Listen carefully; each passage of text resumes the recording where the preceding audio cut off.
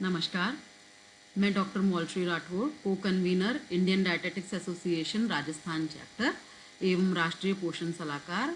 आज के वीडियो के लिए फिर से आपका स्वागत करती हूँ। आज हम अति गंभीर कुपोषण के भाग 2 पर हैं और हम जानेंगे कि अति गंभीर कुपोषण की पहचान किस प्रकार करी जाती है। समुदाय के स्तर पे अति गंभीर कुपोषण यानी सैम, जिसको हम सीवियर एक्यूट मैलन्यूट्रिशन भी कहते हैं, इसकी पहचान करने के जो तरीके हैं वो हैं दोनों पैरों में पड़ने वाले खड्डे यानी इडीमा की जांच, MUAC टेप द्वारा बाह का माप, वजन और लंबाई लेना।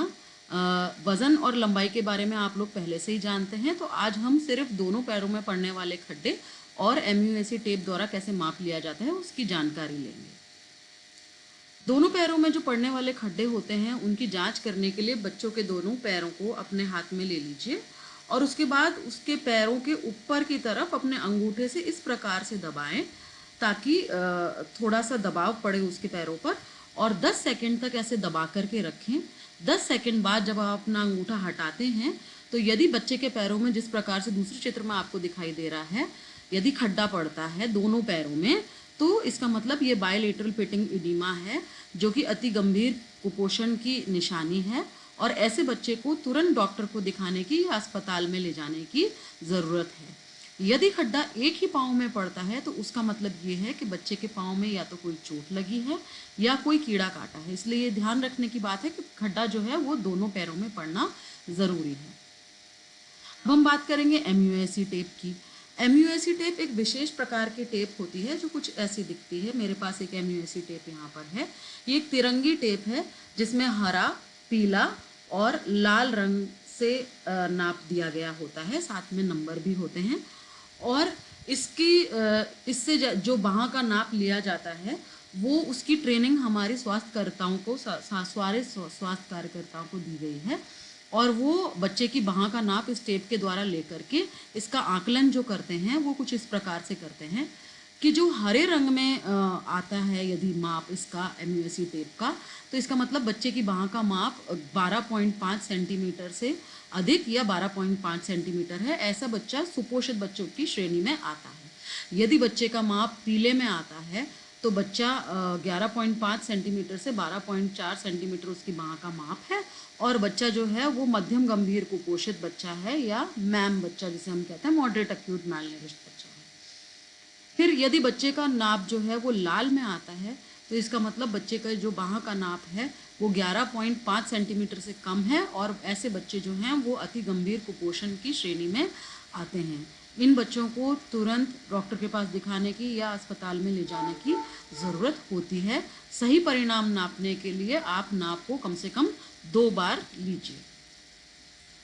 अब हम जानेंगे कुपोषण से कैसे बचा जाए। कुपोषण से बचने के जो तरीके हैं वो बहुत ही साधारण हैं, शायद हम सबको पता है, बस उन्हें अपनाने की ज़रूरत है। तो सबसे पहले तो प्रसव पूर्व देखभाल और परिवार नियोजन पे ध्यान रखना, गर्भावस्था और स्तनपान के दौरान पोषण का ध्यान रखना, स्वच्छता और साफ सफाई का ध्यान रखना, साबुन से हाथ धोना, स्तनपान की शीघ्र शुरुआत, जन्म के तुरंत बाद स्तनपान की शुरुआत करानी और 6 माह तक केवल और केवल माँ का दूध ही पिलाना बच्चे को, समय से बच्चे का टीकाकरण कराना, समय पर व पर्याप्त संपूरक आहार देना और बीमारी के दौरान बच्चे की देखभाल करना। इसके अलावा बेटा या बेटी, लड़का या लड़की कोई भी हो, उनमें कोई डिफरेंस नहीं करें ताकि वो दोनों बराबर तरीके से बढ़ें। पिता भी माता का सहयोग करें बच्चों के लालन पालन में। किशोर दोनों के पोषण का ध्यान रखा जाए, सही उम्र में उनकी शादी कराई जाए, बच्चों में अंतर रखा जाए तथा एक सहायक वातावरण घर में और घर के बाहर भी सहायक वातावरण हो ताकि बच्चा अच्छी तरह से पल सके, क्योंकि यदि तनाव होगा तो बच्चे का जो भोजन ग्रहण करना है वो कम हो जाएगा।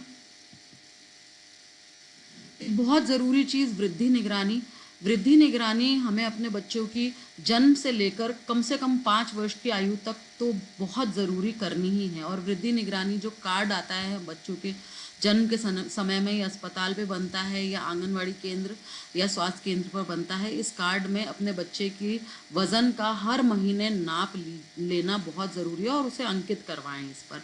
जैसा कि आप इस चित्र में देख सकते हैं, जो लाल वाला निशान दिख रहा है ग्रोथ चार्ट का, ये WHO के ग्रोथ चार्ट है।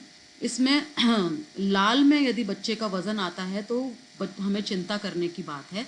यदि पीले में बच्चे का वज़न आता है तो भी थोड़ी चिंता करने की ज़रूरत है, और यदि हरे में है बच्चे का वज़न तो वो बच्चा सामान्य है। इसी प्रकार यदि ऊपर की तरफ लाइन जा रही है तो बहुत अच्छी बात है। यदि बच्चे के वज़न की लाइन सीधी जा रही है, मतलब कि बच्चे का वज़न बिल्कुल एक जैसा ही रह रहा है, बढ़ नहीं रहा है ना घट रहा है, तो भी ये चिंता का विषय है और हमें डॉक्टर को दिखाने की ज़रूरत है। परंतु यदि बच्चे का वज़न नीचे की तरफ जा रहा है तो हमें तुरंत डॉक्टर को दिखाना चाहिए और उनकी सलाह लेनी चाहिए।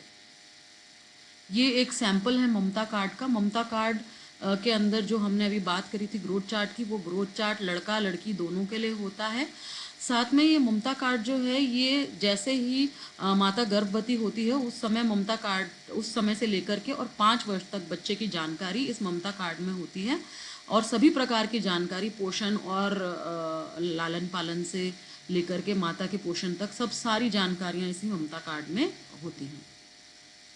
यदि बच्चा अति गंभीर कुपोषित हो जाए तो क्या किया जाए?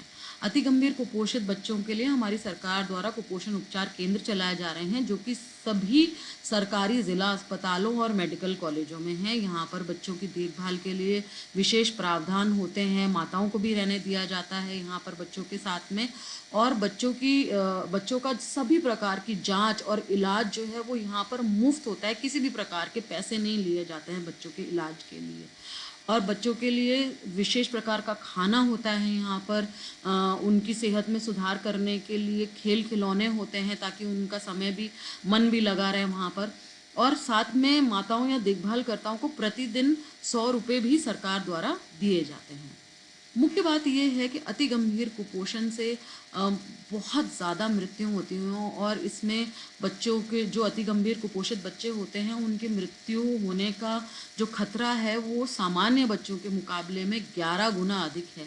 इसीलिए यदि हमको कोई बच्चा अति गंभीर कुपोषित दिखता है तो ऐसे बच्चों को हमें तुरंत डॉक्टर के पास ले जाना चाहिए, और हमें इन बच्चों की मृत्यु होने से, इस सही समय पर इलाज करने से इन बच्चों की मृत्यु को रोका जा सकता है। उम्मीद करती हूँ कि ये जानकारी आपके लिए लाभदायक रही हो और आपने इस वीडियो को सुना। धन्यवाद।